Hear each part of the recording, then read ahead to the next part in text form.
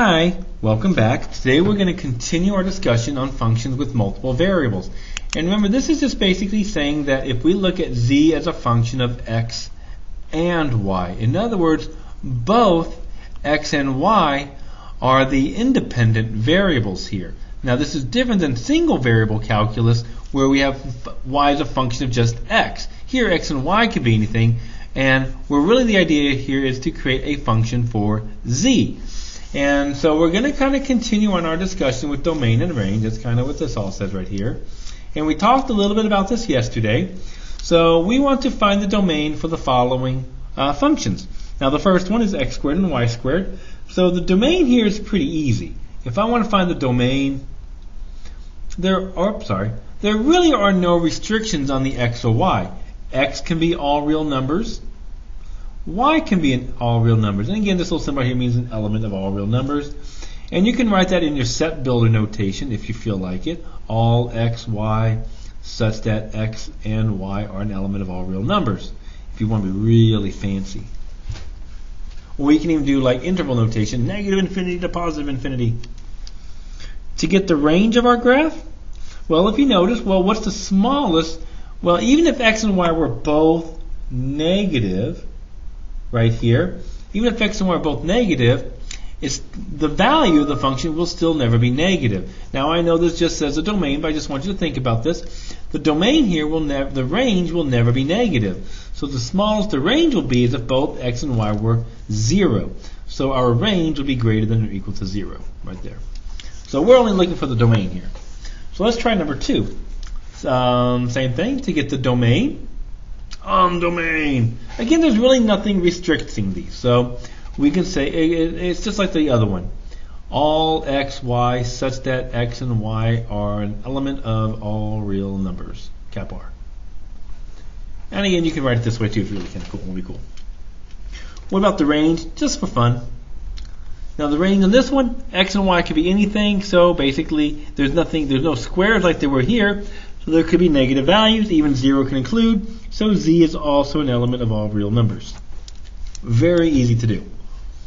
Number 3. Now this is where it gets a little bit more fun for us. Remember, we do have a domain restriction here because in a square root, right? In a square root, this can't be negative. So we have to say x plus y has to be greater than or equal to 0. And remember, what this is telling us is that every point, this is a plane. This is a plane right here, x plus y, right? On the xy plane, this is saying every point, in 3 dimensions, this is our plane. Every point above or on, I guess, on this plane, x plus y equals 0, will satisfy the solution. So any point above that plane will work.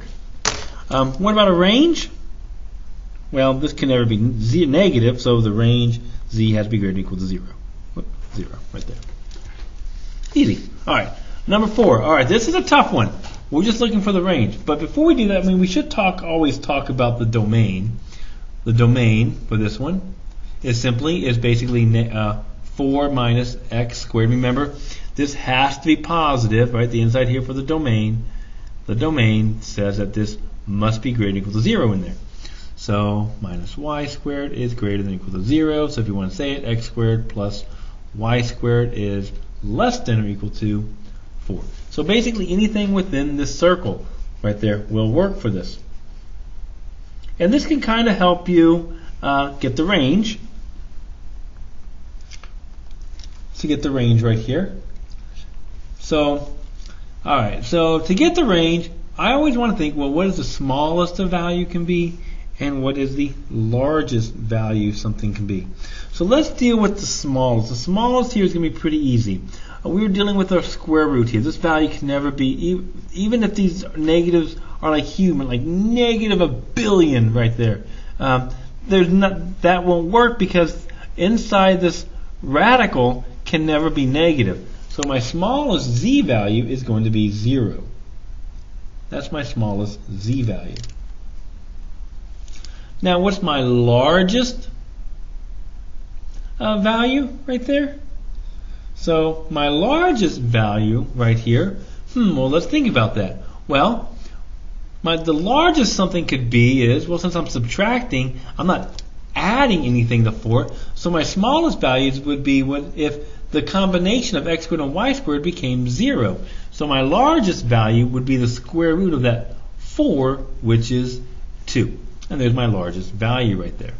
So my range is going to be all z values between 0 and 2.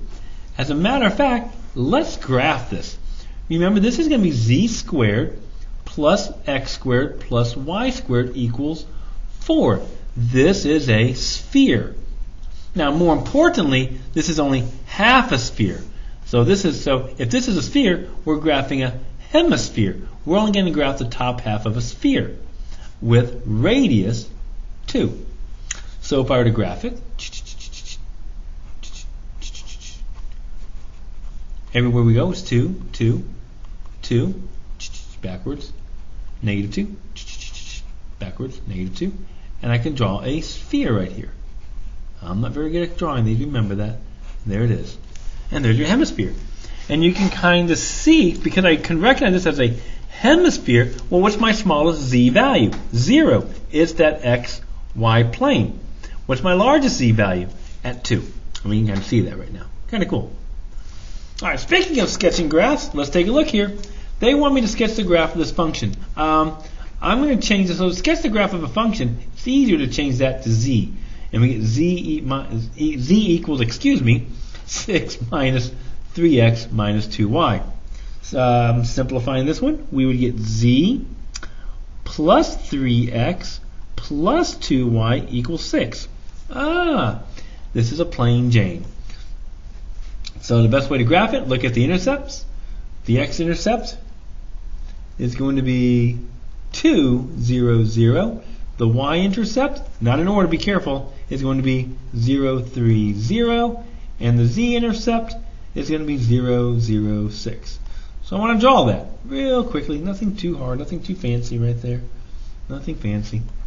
X, Y, Z. And when you draw a plane, be careful. X goes out to 2, 1, 2. Y is to 3, 1, 2, 3. And Z is to 6. 1, 2, 3, 4, 5, 6. Not drawing the scale.